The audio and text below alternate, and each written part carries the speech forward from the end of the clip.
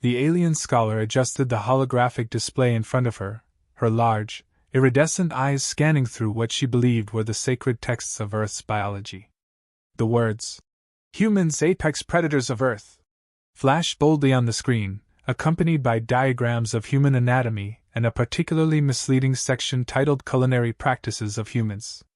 Her appendages trembled as she muttered, "They consume all that is smaller.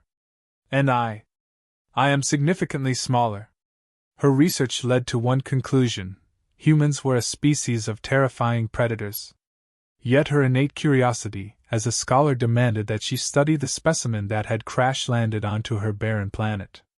It was a rare opportunity to observe the universe's most feared creature, but the idea of becoming a part of his next meal made her shudder.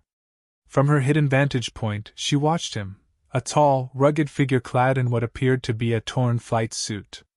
He was mumbling to himself as he tried to fix a small handheld device. Every so often, he kicked a rock, groaned in frustration, and said something incomprehensible. Despite his apparent lack of grace, she remained wary. The text had mentioned that predators often appeared harmless to lure their prey. She decided to take the initiative. It was only logical to present herself willingly to the predator. Perhaps it would ensure a swift and painless end. With determination, she emerged from her hiding spot, clutching a small offering she had prepared from the limited resources on her planet, a handful of glowing, gelatinous orbs she assumed might please him.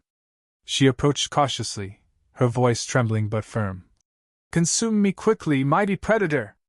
I shall not resist." The human, Caldwell, though she had no way of knowing his name, blinked at her in utter confusion. He tilted his head, looking her up and down. Then he burst into laughter, a loud and uncontrollable sound that echoed across the barren landscape. "What?" he finally managed to say between laughs, holding his stomach. "Did you just tell me to eat you?" She stiffened, perplexed by his reaction. "Is this not customary for your kind? The text described humans as ruthless, consuming all smaller beings. I am smaller. It is logical to submit." Caldwell wiped a tear from his eye, still chuckling. "Lady, I don't know what books you've been reading, but I'm not here to eat anyone. Honestly, I'm more of a pizza and burgers kind of guy. Unless you're made of pepperoni, you're safe." Her confusion deepened. She gestured toward the gelatinous orbs. "I have prepared an offering. It may not be pepperoni, but it is suitable nourishment." He stared at the glowing orbs, unsure whether to laugh again or gag. "Thanks, but I'm good. You got anything that doesn't look like alien jello?" Her large eyes blinked rapidly. "Alien jello? It's a human thing," Caldwell said, waving his hand dismissively. "Never mind. Look, I'm just trying to fix my comms device and call for help. I'm not here to eat you or anyone else." This contradicted everything she had learned. She tilted her head, studying his every move. "So, humans do not consume those they encounter?" "Well, I mean we eat, but not like you," Caldwell clarified awkwardly, gesturing toward her. "We mostly eat plants and animals from Earth. What did your books tell you, anyway?" Her voice was serious, almost reverent. "The texts state that humans dominate their food chain, devouring smaller beings without hesitation. You are described as apex predators with insatiable appetites." Caldwell couldn't help but smirk. "Wow, we sound terrifying. Guess they forgot to mention we also like ice cream and naps." She stared at him, her expression unchanging. "Ice cream? It's a frozen dessert. Sweet. Delicious. Never mind, you wouldn't get it." He paused, realizing the situation might require a more delicate approach. "Look, I don't know where you got the idea that I'm going to eat you, but I'm just a regular guy trying to survive. How about we start over?" "Start over?" she asked, hesitantly lowering her offering. "Yeah. Like, hi, I'm Caldwell. What's your name?" He held out his hand, trying to look as non-threatening as possible. Her gaze shifted to his outstretched hand. "This is the beginning of a ritual, yes? To prepare for consumption?" Caldwell groaned, muttering under his breath. "You've got to be kidding me." He looked back at her, forcing a smile. No, it's a handshake. A human greeting. Totally normal. No eating involved. She cautiously extended one of her appendages and placed it in his hand. I am Lyran, scholar of the fifth moon. And you swear you will not devour me? Promise, Caldwell said, shaking her appendage gently. Scout's honor. Her curiosity was piqued. You are a scout? A hunter of prey? Nope. Just a guy who crash-landed on the wrong planet, Caldwell said with a sigh. Now, if we're done talking about eating people, maybe you can help me fix this thing. He held up the broken comms device. Lyran's eyes narrowed. I shall assist, but only if you explain further why humans do not consume those smaller than themselves. Caldwell sighed again, realizing this conversation was far from over. Fine. Let's clear up some human myths while we're at it. And so, an unlikely partnership began, with Lyran trying to uncover the mysteries of human behavior, and Caldwell doing his best to convince her that humans weren't the intergalactic monsters she thought they were. Though, judging by her unrelenting curiosity, he suspected he was in for a long day. Caldwell adjusted the small portable speaker he managed to salvage from the crash, its metallic surface slightly charred. He tapped on the screen of his communicator, scrolling through a playlist until a soft melody filled the air. Lyran stood a few feet away, her posture tense, her wide eyes darting between him and the strange noises. This is called music, Caldwell explained casually, leaning back against a rock. Humans use it for pleasure, relaxation, you know, not eating people. Lyran tilted her head, her appendages twitching slightly. These vibrations, they do not appear to have any nutritional value. What function do they serve? He smirked. It's not about nutrition. It's about feeling good. Come on, listen to it. Just relax. She remained stiff, her eyes narrowing as the song transitioned into a fast beat with heavy drums. This does not induce relaxation. This is preparation for battle, yes? A ritual to intimidate prey? Caldwell nearly choked on his laughter. No! It's just a song.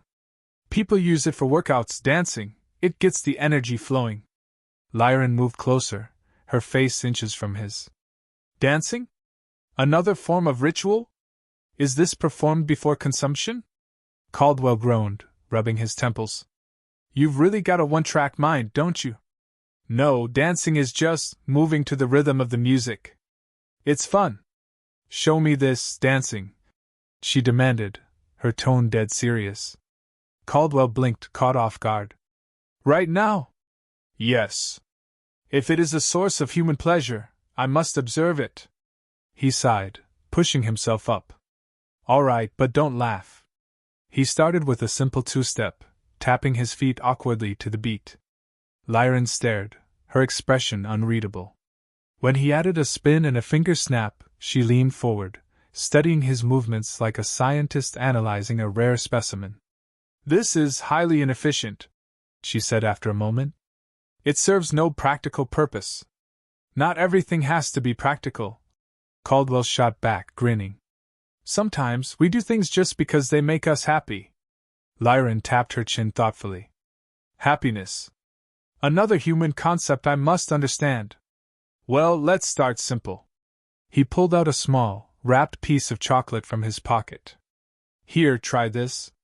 She eyed the shiny wrapper suspiciously. Is this poison?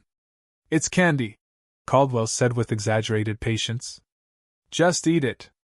Lyran unwrapped the chocolate, her delicate fingers examining the small square as though it were a volatile explosive.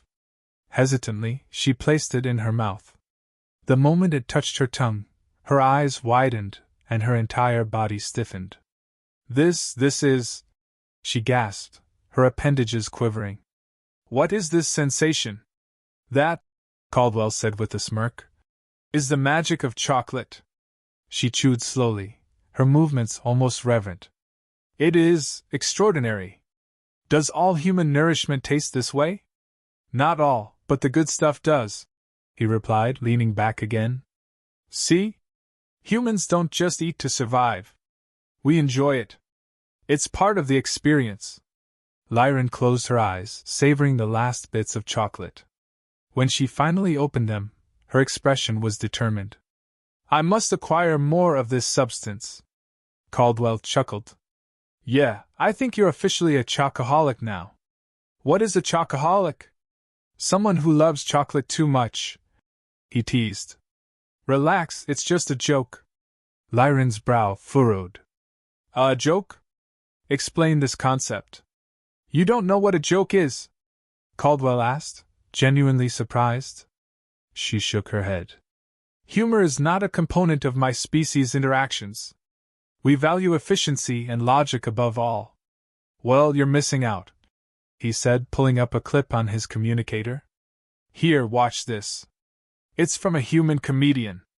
The video played, and Lyran watched intently as the comedian delivered punchlines to an invisible audience. Caldwell stifled his own laughter as he glanced at her.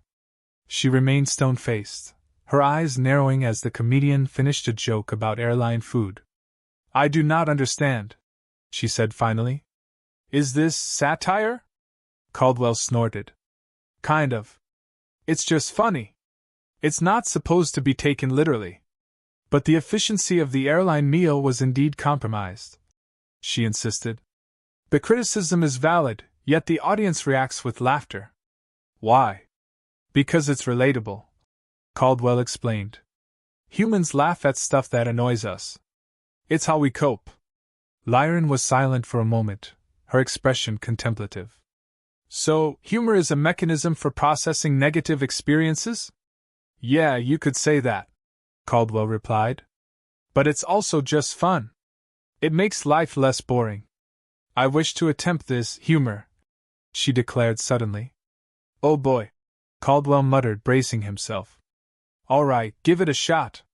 Lyran straightened, her voice taking on a formal tone. A human and an alien enter a spacecraft. The human says, we should conserve resources. The alien replies, we shall eat the human.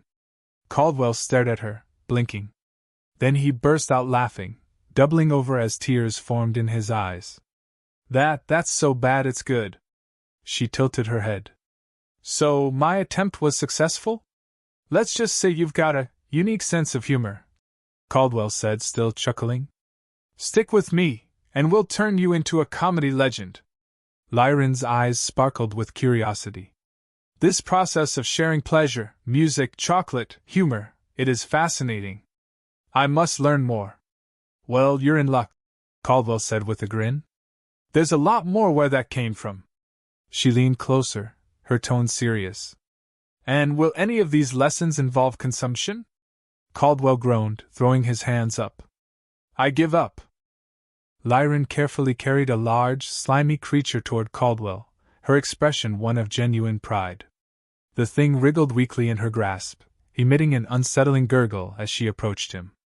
This, she announced, is one of my species' most cherished forms of relaxation. It will bring you immense pleasure. Caldwell stared at the alien equivalent of a jellyfish-meets-octopus hybrid, recoiling slightly. I don't think pleasure is the word you're looking for. She placed the creature down on a flat rock, its translucent body glistening in the sunlight. Lie down, she instructed firmly. The process will begin shortly. Process? Caldwell asked, skeptical. What's it gonna do, give me a back massage? Precisely, she said with a nod. Its tentacles stimulate the dermal layers, releasing tension and promoting cellular regeneration. It is the pinnacle of relaxation in our culture. He raised an eyebrow. So, a slimy alien tentacle thing crawling all over me is your idea of a spa day. Your skepticism is unnecessary, she said, gesturing toward the creature. You must experience it to understand. Do you humans not embrace new sensations? Caldwell sighed, muttering under his breath. This is how horror movies start. Reluctantly, he removed his jacket and lay face down on the rock. The creature immediately latched onto his back, its tentacles writhing enthusiastically. Oh, sweet mother of! Caldwell yelped as the thing began pulsating. It felt like a cross between a wet suction cup and 1,000 tiny pinpricks. This is not relaxing. It's like being hugged by a swamp monster. Lyran watched intently, taking notes. Fascinating. Your vocalizations suggest a heightened state of awareness. Is this not pleasurable? Pleasurable? He exclaimed, squirming under the creature's grip. This is the opposite of pleasurable. Get it off me. With a flick of her appendage, Lyran removed the creature, which let out a disappointed squelch. Caldwell rolled onto his side, glaring at her. Remind me never to book a vacation on your planet. She tilted her head. Your resistance to our methods is perplexing. Perhaps humans require a different approach. Yeah, how about we stick to things that don't involve alien slime monsters? Caldwell grumbled, brushing off the residue left on his back. Lyran nodded thoughtfully. Very well. I shall prepare nourishment instead. He groaned, sitting up. I feel like I'm walking into another trap. Minutes later, she returned with a plate of what could only be described as an alien delicacy. Bright purple flesh coated in a shimmering green sauce, with a side of something that looked alarmingly like eyeballs. Please enjoy, she said, placing the plate in front of him. Caldwell poked the dish with his finger, his face twisting in disgust. Is this safe for humans? Absolutely, she assured him. I have meticulously studied your dietary habits and adjusted the recipe accordingly. He picked up a piece of the purple flesh, hesitating. If this kills me, I'm haunting you. With a deep breath, he took a bite. The flavor was indescribable, a mix of sour, salty, and something that vaguely reminded him of burned rubber. His gag reflex kicked in immediately. It's unique, he managed to choke out, forcing himself to swallow. What's the sauce made of? Lyran's expression lit up. The fermented secretions of the Warwick beast. Caldwell froze mid-chew. Fermented what now? Secretions, she repeated proudly. They are highly prized for their flavor and nutritional value. He dropped the fork, wiping his mouth. Okay, that's enough alien cuisine for one day. Lyran frowned, clearly disappointed. Do humans reject all forms of new experiences? No, we just have standards. Caldwell shot back, grabbing a water bottle to wash out the taste. And anything with the word secretions doesn't make the cut. Their argument was interrupted by a sudden, guttural growl from the nearby bushes.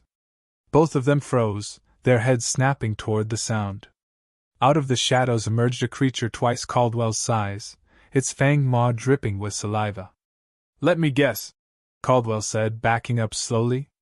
That's not one of your friendly spa creatures. Lyran's eyes widened. That is a Korath. It views everything smaller than itself as prey. Oh, great. Now I know how you felt when you met me, Caldwell muttered, glancing around for anything he could use as a weapon. The Korath lunged, and Caldwell grabbed a jagged piece of metal from the wreckage of his ship. He swung it instinctively, managing to graze the creature's side. It snarled, retreating slightly. Lyran stepped forward, her appendages bristling.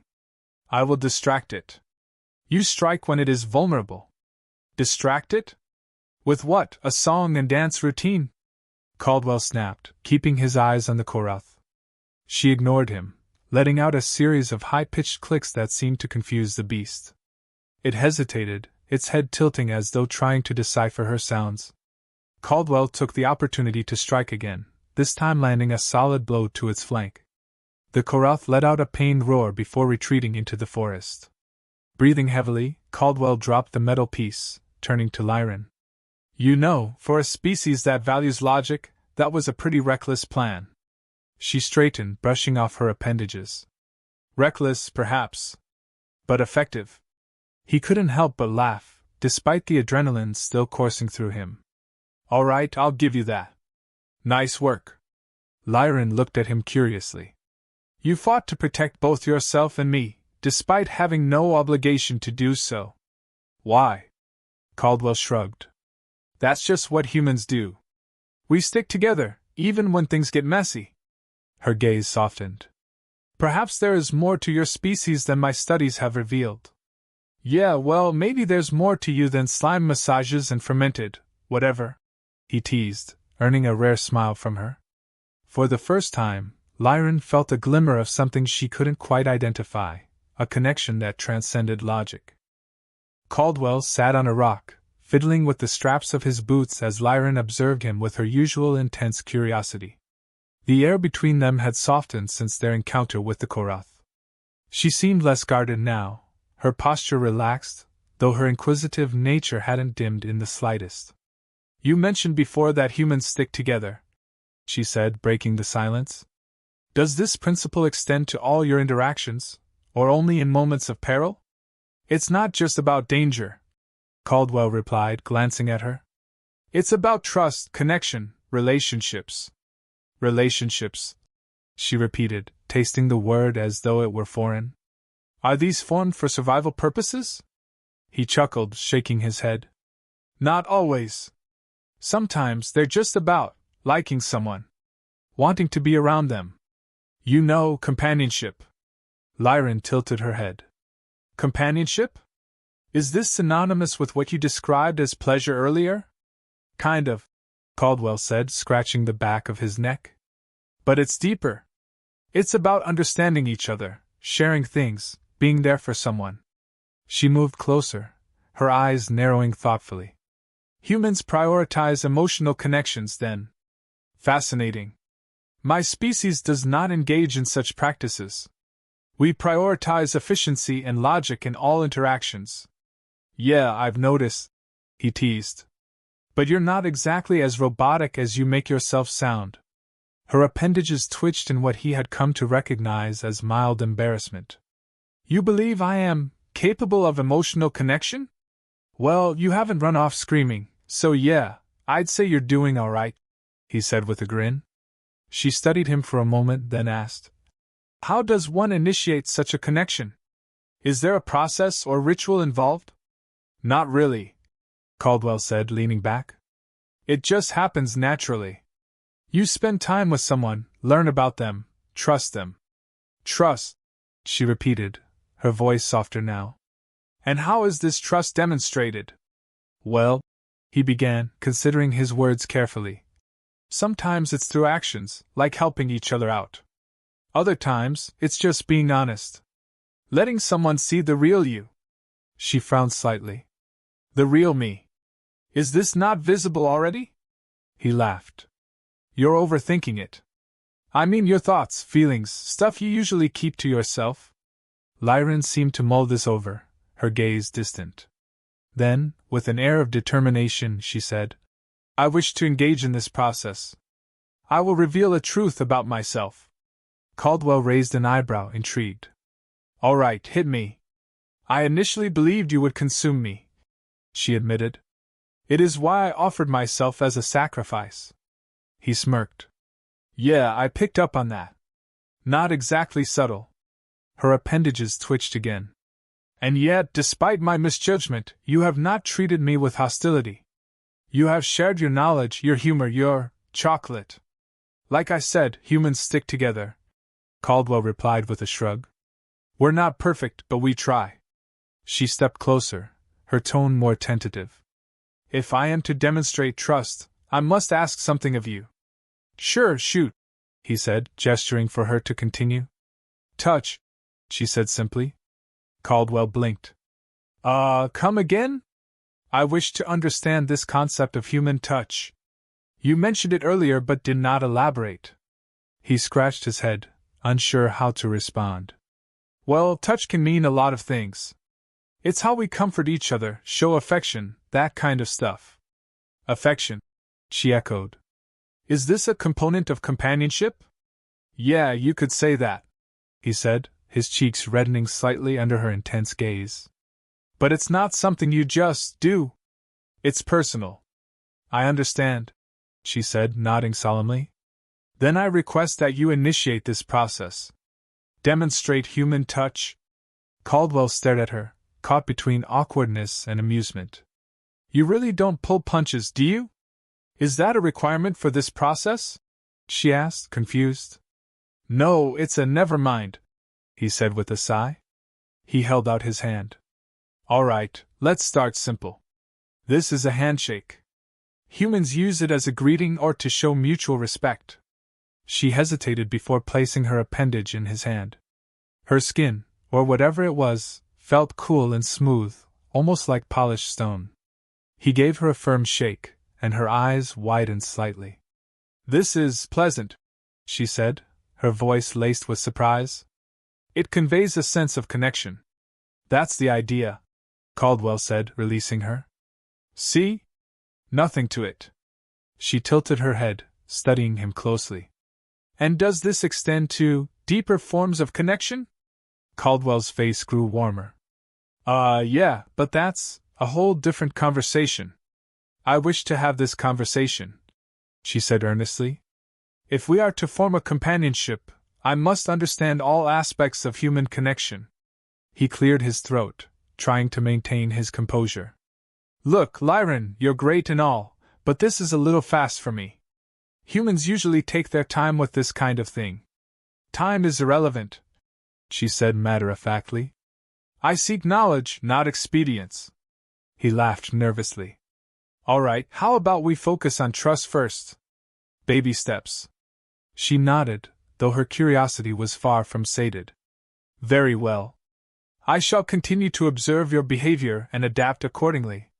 "Glad to hear it," Caldwell said, relieved. "Just don't go trying to speedrun human relationships. It's not a science experiment." "Everything is an experiment," she said with a faint smile. "Even this." Caldwell shook his head, grinning despite himself. "You're one of a kind, you know that? And you are unlike any creature I have ever encountered," she replied. "Perhaps this is why humans and my kind are so different. You embrace the unknown, while we seek to control it. Well, maybe you rub off on me, and I'll rub off on you," Caldwell said, then immediately winced at his choice of words. "Okay, that sounded wrong." Lyran blinked, confused. "Rubbing is also a form of human connection." "Forget I said anything," he said quickly, running a hand through his hair. "Let's just keep things simple for now." She nodded, though the faintest hint of a smirk tugged at the corners of her mouth. For the first time, she felt like she truly understood what humor was.